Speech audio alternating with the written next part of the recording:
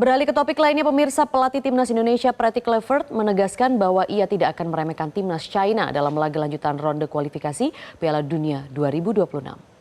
Kluivert menyebut China sebagai tim dengan penguasaan bola yang kuat dan agresif, serta memiliki transisi yang sangat cepat. Karena itu ia menekankan pentingnya eksekusi yang presisi dari skuad Garuda. Hal yang benar-benar disoroti Kluivert adalah fokus 100% menuju jalannya pertandingan.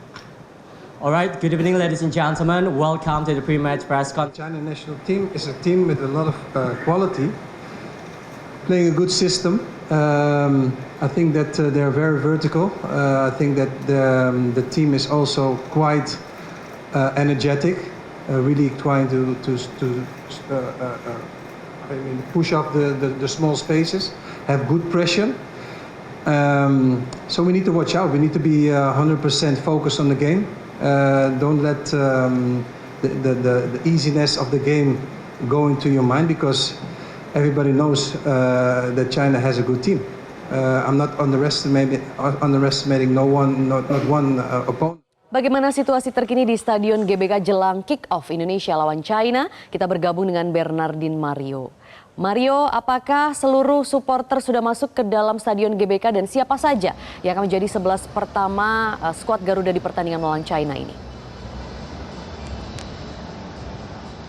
Ya Maria, kurang lebih 25 menit lagi laga lanjutan kualifikasi Piala Dunia 2026 zona Asia antara timnas Indonesia melawan China di Stadion Utama Gelora Bung Karno akan segera dimulai. Dan kalau melihat di belakang saya saat ini, tinggal beberapa supporter saja yang masih berkeliaran di area luar stadion untuk mencari pintu masuk menuju ke dalam stadion sesuai dengan tiket mereka masing-masing. Total akan ada 50.000 lebih supporter yang akan memadati, memerahkan Stadion Utama Gelora Bung Karno dan akan memberikan dukungan selama 90 menit kepada para pemain timnas Indonesia yang akan berlaga pada malam hari nanti.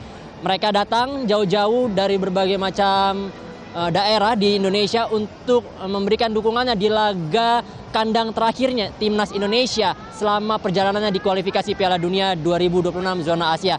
Dan selain supporter timnas Indonesia, tadi kami juga melihat banyak sekali supporter dari timnas China yang juga telah mengantri dan saat ini sudah masuk ke dalam stadion dan mengisi bangku-bangku penonton yang ada.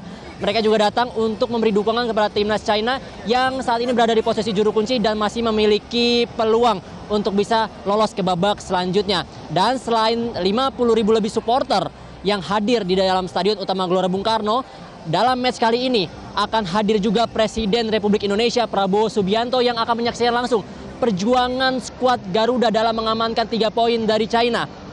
Kedatangan Prabowo Subianto ini menjadi kedatangan keduanya sebagai presiden untuk menyaksikan langsung perjuangan timnas di kualifikasi Piala Dunia 2026. Kehadiran Prabowo Subianto diharapkan dapat menjadi salah satu stimulus tambahan bagi para pemain karena disaksikan langsung oleh pemimpin tertinggi negara yang juga sangat mendukung perkembangan sepak bola tanah air dan berharap Indonesia bisa tampil di Piala Dunia 2026.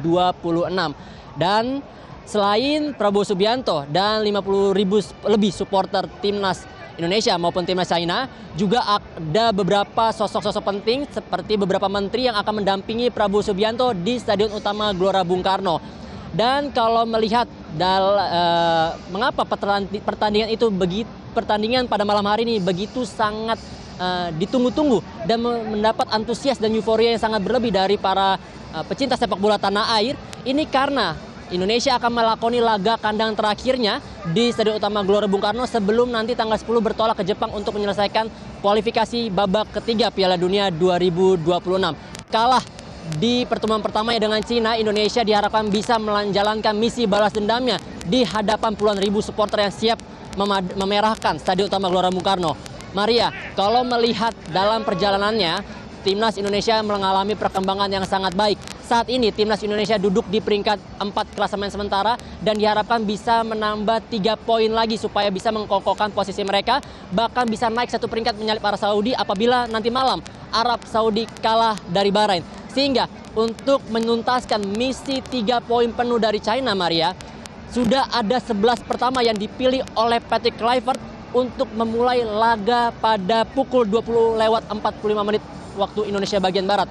Di posisi kiper dipercayakan kepada Emil Audiero yang menggantikan Martin Paes karena akumulasi kartu. Untuk 3 yang akan menjadi tembok pertahanan dari Garuda pada malam hari ini dipercayakan kepada Jai Izes, Rizky Ridho, dan juga Justin Hapner. Ketiganya mempunyai penampilan yang sangat baik saat mengawal jantung pertahanan Indonesia skala bertemu Bahrain. Sedangkan di posisi tengah, ini Patrick Kluivert nampak memasang 5 pemain sekaligus. Di sisi kanan dari timnas Indonesia, ini dipercayakan kepada Yaakob Sayuri tampaknya. Kemudian 3 di tengah, ada Joy Pelupesi, Tom Hai, dan juga Ricky Kamboya. Sedangkan di sisi kiri dipercayakan kembali kepada Calvin Verdong yang selalu tampil baik dalam mendukung pertahanan maupun penyerangan dari skuad Garuda. Sedangkan untuk 2 di depan, ini dipercayakan kepada Egy Maulana Fikri yang akan mendampingi Ole Romeni sebagai salah satu debutan paling luar biasa dari timnas Indonesia. Ole Romeni setelah berhasil dinaturalisasi sebagai pemain tambahan di skuad Garuda berhasil mencetakkan 2 gol dari debut pertamanya saat berhadapan dengan Australia dan memastikan 1 gol untuk mengamankan 3 poin dari Bahrain pada bulan Maret 2025 kemarin.